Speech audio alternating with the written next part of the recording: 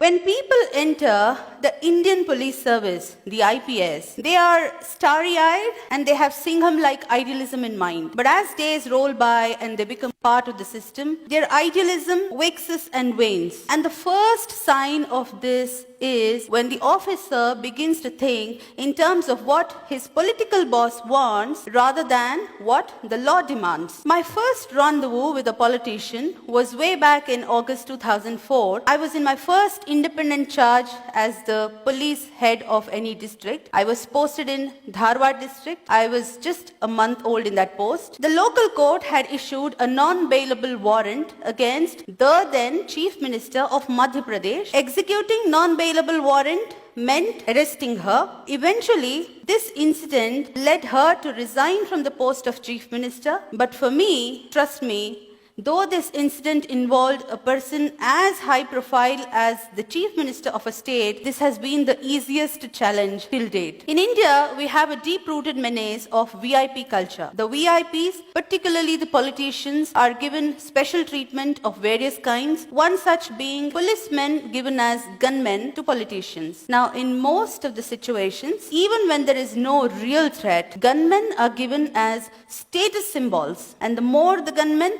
the higher the status it is perceived. And it's not an exaggeration at all that many a time most of these gunmen are used as boys to run errands. I was posted as the Deputy Commissioner of Police, Bengaluru City Armed Reserve, and my job was to supervise man management, personnel deployment, and therefore I took stock of the situation as to where my boys had been deployed. And to my utter shock, I found that a number of politicians, the public representatives, the MLAs, MPs, MLCs, and so on, had kept gunmen in excess of the authorized number they were supposed to keep. Now, I made a list. There were 82 politicians who had kept about 216 gunmen in excess of the number they were entitled. I started withdrawing them. The first resistance came from my own boss, who reprimanded me in front of my subordinate officers. Yet, undeterred, I completed the task. I withdrew till the last excess gunman came back to the unit. In the same stroke,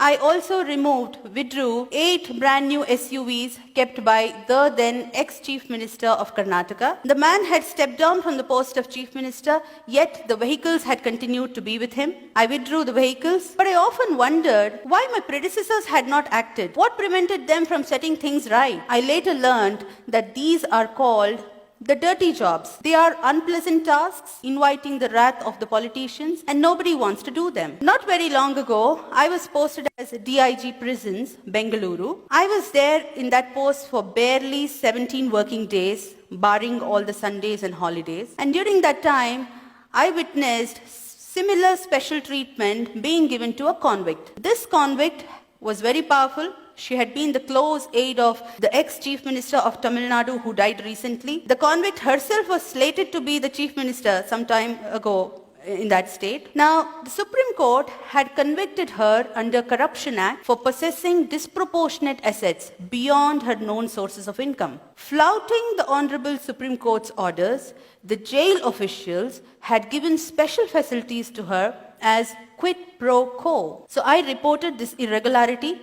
And soon after this report, a number of people asked me, was your act a well thought out one or something done at the spur of the moment? Frankly speaking, I did not think of the consequences. There was no need to, because I was clear in my mind that I had acted in a manner most transparent and accountable, which every public servant is expected to. Now, after this report, I was slapped a defamation suit notice. So what is the take home? If you stir hornet's nest, be prepared for all kinds of oddities and notices. Now the law is very clear, rules are very clear. If a public representative is booked or named in the FIR as accused, be it the MLA or MLC or MP, he cannot claim it as his privilege. There can't be any privilege motion against the person who does it. Yet, unjustifiably, I was slapped the notice. I was made to appear before the privilege committee of the state legislature a number of times, and it dragged on for several years. And now, what is the take home?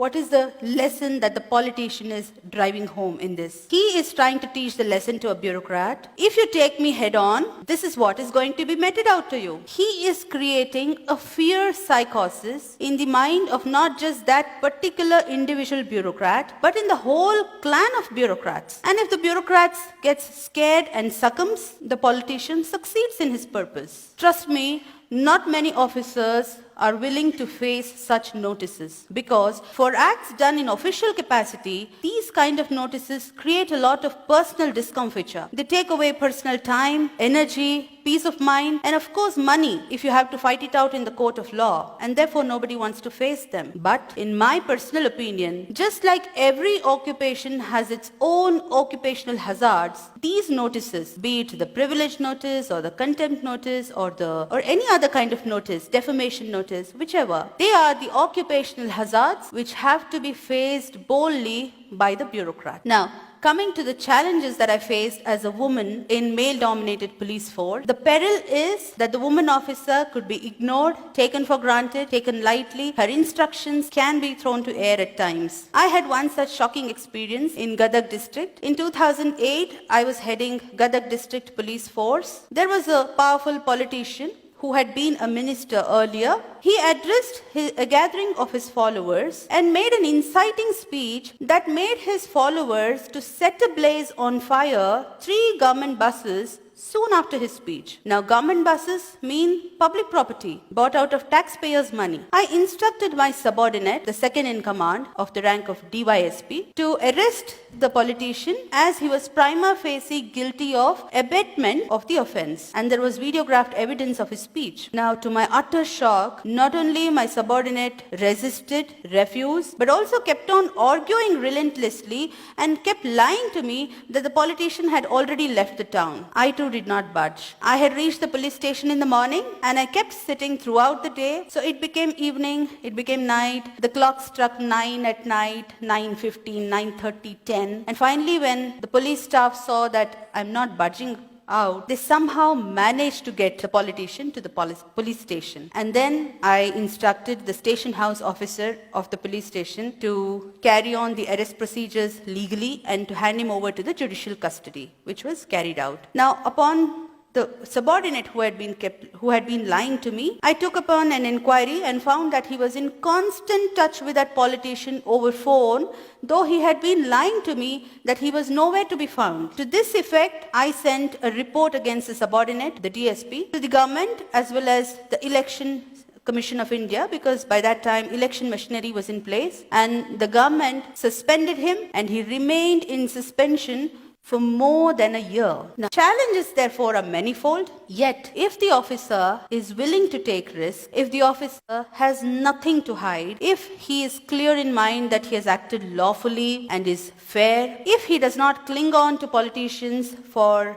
perks, cushy postings and so on, and last but not the least, if he has kept his bags packed ready to move out anytime if transferred, then such an officer, he or she, becomes a force to reckon with. Now, you might see that it's a commonplace knowledge that the MLAs, the MPs, the MLCs, these posts are created under the Constitution of India, but one must not forget that it is under the same Constitution, the All India Services, the IAS, the IPS are created. And Article 311 of the Constitution gives complete protection to the bureaucrat for acts done in official capacity, and it is available to every officer in the country, including the state services. So the day the bureaucrats are able to come out of the phobia of transfers, the phobia of politicians, we will have the best bureaucracy in the world. Karl Marx once said, bureaucracy is an iron cage, but I find that our bureaucrats have chained themselves. They are the ones holding the chains. The day they break away from these self-imposed chains, the day they start exercising their real power, we will see a new India. Thank you.